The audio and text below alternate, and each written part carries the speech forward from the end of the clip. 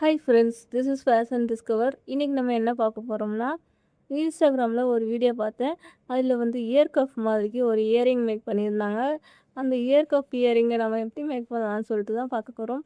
ஆக்சுவலாக இந்த earring make பண்ணி ரொம்ப நாள் ஆச்சு. வீடியோ அப்லோட் பண்ணாமலே இருந்துச்சு. இன்றைக்கி தான் நான் இந்த வீடியோவை ரேண்டமாக பார்க்கும்போது இதை அப்லோட் பண்ணலாமேன்னு தோணுச்சு. இந்த இயர் கஃப் இயரிங் வந்து ரொம்பவே